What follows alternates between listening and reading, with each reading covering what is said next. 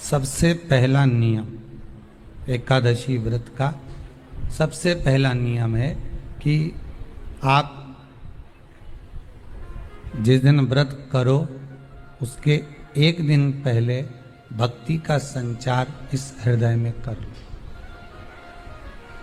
भक्ति का संचार इस हृदय में कर लीजिए। जिस दिन आप व्रत करो, जैसे एकादशी का व्रत कर रहे हो तो दशमी के दिन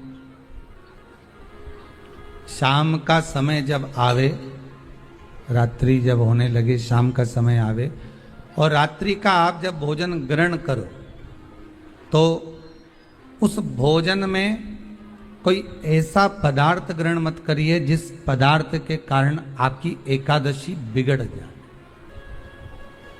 श्रेष्ठ भोजन ग्रहण करिए दशमी के।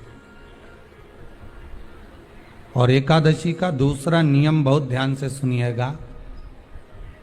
जिस दिन आपकी एकादशी का व्रत हो उस दिन प्रयास करिएगा कि अपने हाथ से किसी भी वृक्ष की कोई पत्ती टूटे ना।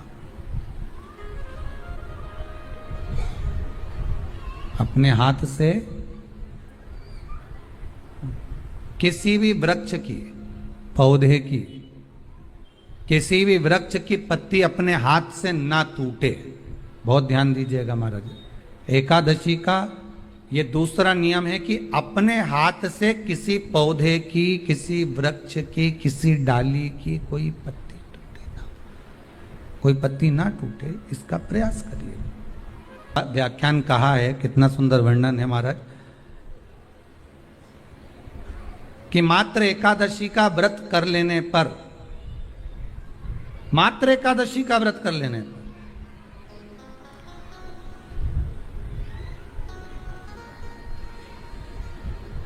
जो पूर्व में किया गया हमारा पाप कर्म है, हमने किसी जीव की हत्या करी है, हमने किसी को कष्ट प्रदान करा है, हमने किसी को अपशब्द कहा है, हमने किसी को ताने दिए, हमने किसी को आड़ा टेढ़ा कहा है, हमने किसी को गालियां दे दी है, मात्र एकादशी का व्रत ही कर लेने पर ये सारे जो दोष हैं वो समाप्त हो जाते हैं।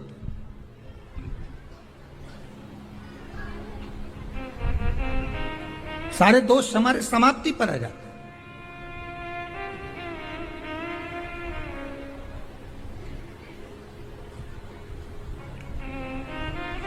अब एक विचार करिएगा थोड़ा सा अपने मन में, अपने चित्त में, अपनी वृत्ति में एक बात उतारिएगा।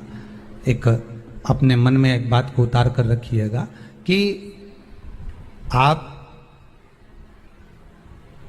अपने पाप को, अपने पाप कर्म को जिस दिन क्षीण करने वाले हो, समाप्त करने वाले हो, अपने पाप को आप जिस दिन समाप्ति पर लेकर जा रहे हो तो उसके एक दिन पहले आपको प्रसन्नता होना चाहिए कि नहीं होना चाहिए कि कल मेरा पाप कटने वाला है, कल मेरा पाप समाप्त होने वाला है। जो मैंने पाप कर्म करा है वो समाप्त होगा, जो मैंने पाप कर्म करा है वो कल समाप्त हो जाएगा। तो एक दिन पहले आपके चेहरे पर प्रसन्नता हो कि ना हो?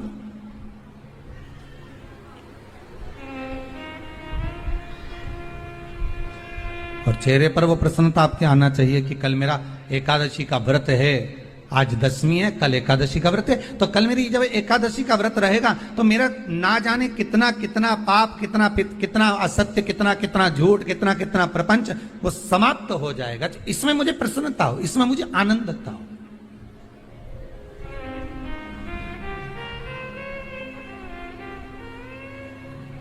तो क्या कहा गया कि प्रयास करिएगा कि एकादशी के दिन कोई वृक्ष की, कोई डाली की, कोई कोपल की कोई पत्ती ना तोड़ी जाए।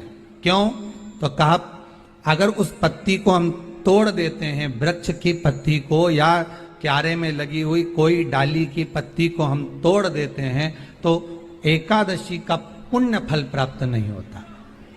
एकादशी का कोई फल हमारे खाते में नहीं जाता, पुण्य फल प्राप्त। अब फिर भले तुम चाहे तुमने मोरधन खाया हो, चाहे तुमने फिर चिप्स खाई हो, चाहे तुमने फिर व्रत का कितना ही सामान खा गए हो और तुमने सोचा कि आज मेरी एकादशी है, तो फिर उसका कोई फल प्राप्त नहीं है, उसका कोई सुख प्राप्त नहीं है आपको, फिर उसका कोई आनंद प्राप्त नहीं है आपको, फिर उसमें कोई आनंद की अनुभूति आपको नहीं मिल रही।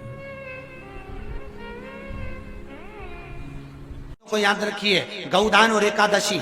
श्रीमद वल्लभाचार्य जी ने मायावत का खंडन करा था जगन्नाथपुरी में, और श्रीमद वल्लभाचार्य जी ने कहा था एकादशी मरने के बाद मत दो, एकादशी जीते जी दो। कहा था कि नहीं कहा था?